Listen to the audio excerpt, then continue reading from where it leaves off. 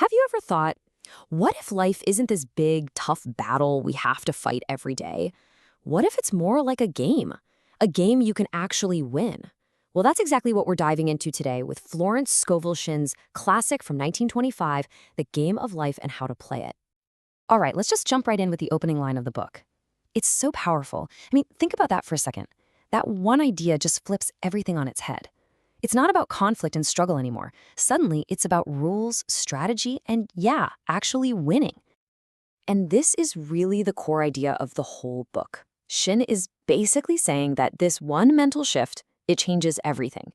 When you stop seeing life as this constant battle against stuff happening to you and start seeing it as a game, well, you're no longer the victim, you're the player.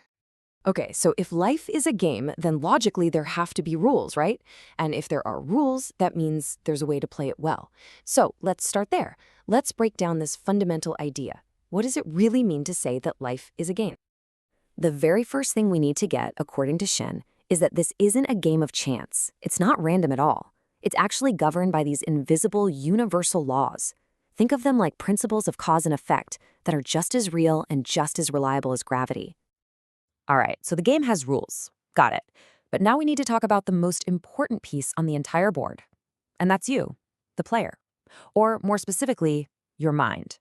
You know that old saying, know thyself? Well, Shinn says that is the absolute #1 key to mastering this whole game of life. So Shinn breaks down the mind into 3 parts, and the way she explains it is pretty cool. Imagine this, your conscious mind. That's the captain up on the bridge of a ship making all the decisions, giving the orders. Then you've got the subconscious. That's like the massive engine room down below, just blindly carrying out whatever orders it gets, no questions asked. And the superconscious? Think of that as your GPS, your ultimate destination map. It holds the perfect blueprint for your life. And this is such a brilliant way to think about how you actually give those orders to the engine room. Your imagination, she says, is constantly working, like a pair of scissors, just cutting out these little pictures of whatever you're seeing in your mind's eye. And those pictures, they get stamped onto your subconscious. And the subconscious, being the faithful servant it is, just gets to work creating them in your real life. Shinn tells this really chilling story about it, about a woman who, when she was just a little girl, used to constantly play this game where she pretended to be a widow. That picture got so deeply ingrained in her subconscious that, tragically, her adult life ended up mirroring that exact game.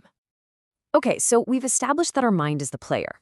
Now it's time to get into the rulebook itself. According to Shinn, this whole game is built on just a few key, invisible spiritual laws. And these laws, they dictate exactly how our reality is formed. The biggest rule, the most fundamental one, is what she calls the law of sowing and reaping. You might know it as cause and effect. It's super simple, really. Whatever you send out into the world, whether it's through your thoughts, your words, or your actions, it's going to come back to you, inevitably. Basically, this law means your life is like a giant boomerang.